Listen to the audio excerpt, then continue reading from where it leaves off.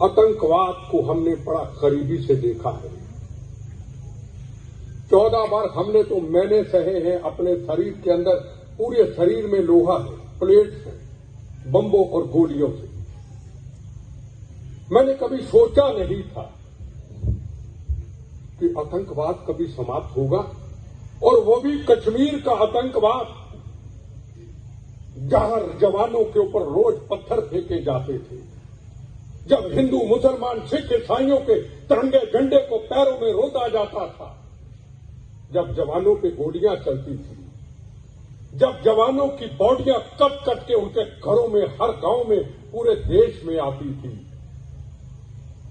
और दूसरी तरफ पाकिस्तान में खुशियां मनाई जाती थी, पर फौज को यह हुक्म नहीं था कि अगर जवानों के टुकड़े टुकड़े कर दिए, उनको गोलियां चला दी, उनको शहीद कर दिया, आपको अगर गोली चलानी होगी तो दिल्ली से पूछना होगा।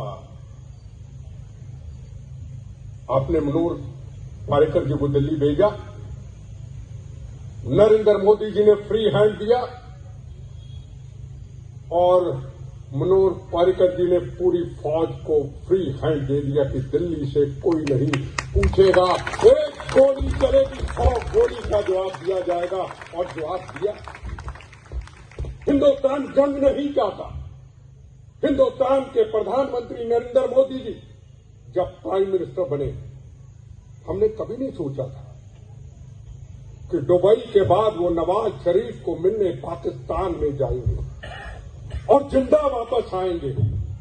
वो पाकिस्तान आतंकवाद की बहुत बड़ी फैक्ट्री, कभी बराक ओबामा ने कहा था, गए मौत का कफन बांध करके, आपके लिए, हमारे लिए, पाकिस्तान के आम आवाम के लिए, हिंदुस्तान की तरक्की के लिए, पाकिस्तान की तरक्की के लिए हम महात्मा गांधी की सोच पे चलना चाहते हैं। हम नया रास्ता अपनाना चाहते हैं।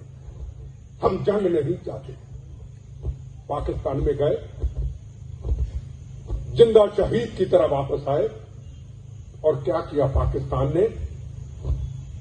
15 दिन के बाद पंजाब के अंदर पठानकोट और दीनानगर की घटना, हमारे एयरक्राफ्टों के उस कैंप के ऊपर हमला कर दिया, और उसके बाद पाकिस्तान को बता दिया मनोहर पर्रिकर जी ने, नरेंद्र मोदी जी ने, कि अब आपसे कोई समझौता नहीं होगा। और कह दिया पाकिस्तान को, मनोहर पर्रिकर जी ने, नरेंद्र मोदी जी ने, हे पाक तेरा साथ एक नजारा ही रहेगा, तू किस्मत का मारा है, मारा ही रहेगा, तेरे हर सवाल का जवाब करारा ही रहेगा, कश्मीर हमारा है, हमारा ही रहेगा। कह दिया पाकिस्तान को। चला गोली कितनी चलाता है, 1 चलाएगा, 100 चलाएंगे। उसके बाद बालाकोट की घटना, हमारे 42 जवानों को शहीद कर दिया गया। चुनाव सामने था, सरकार क्या करे? अगर एयरक्राफ्ट भेजे सर्जिकल ऑपरेशन में 2 भी गिर गए, 1 भी गिर गया, तो चुनाव में असर आता। और नरेंद्र मोदी जी और मनोहर पर्रिकर जी ने कहा, चुनाव जीते या ना जीते, सरकार बने या ना बने, 42 जवानों का बदला लेंगे।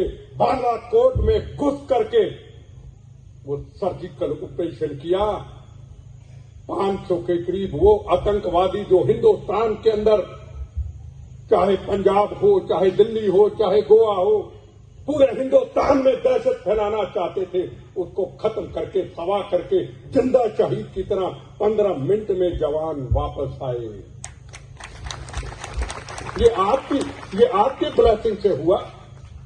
आपको भी सल्यूट करते हैं, आपके आगे भी हमने सिर झुकाते हैं कि ऐसे महान लीडर दिए आपने। और उसके बाद पर्रिकर जी मौत की जंग लड़ रहे थे, और एक तरफ जंग थी उन सरहदों के ऊपर, भारत मां की वो जंग कि मेरी भारत मां को आंच ना आए, मेरे जवानों को आंच ना आए। एक तरफ मौत की जंग, एक तरफ भारत मां की सरहदों की जंग। वो जंग उन्होंने जीती। अगर सर्जिकल ऑपरेशन ना होता क्या 370 धारा हटती?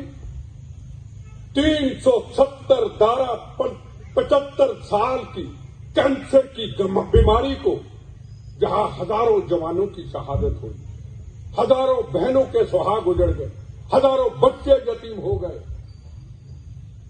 पार्लियामेंट के ऊपर हमला हुआ, आज उनका वो दिन है शहीदों को याद करने का।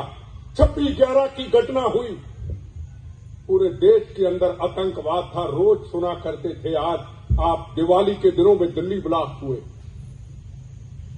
ट्रेनों के अंदर बॉम्बे में ब्लास्ट हुए, जयपुर के अंदर राजस्थान में एक दिन के अंदर 120 लोगों को मार दिया गया। कोई दिन ऐसा नहीं था, सुबह अखबार पढ़ते थे, रात को टीवी पढ़ते थे, आज यहां गोली, कल वहां गोली, कल वहां फसाद। और आपने वो योद्धे दिए, अगर आप ना बेचते उनको, आप ना जिताते उनको, हिंदू मुसलमान सिख ईसाई उन पे विश्वास ना करता, उनको जिम्मेदारी ना मिलती, क्या 370 धारा हटती? क्या आतंकवाद समाप्त होता? नरेंद्र मोदी जी ने समझा कि यही एक राष्ट्रभक्त है जो एक चप्पल पहल करके डिफेंस मिनिस्ट्री चलाता रहा और कभी ये नहीं कहा मैं डिफेंस मिनिस्टर हूं, और पाकिस्तान को ये कहते रहे हम तुम्हें छेड़ेंगे नहीं, अगर तुमने छेड़ा तेरी आंखें निकाल के तेरे हाथ में दे देंगे। ये मनोज पारेकर जी ने बोला था।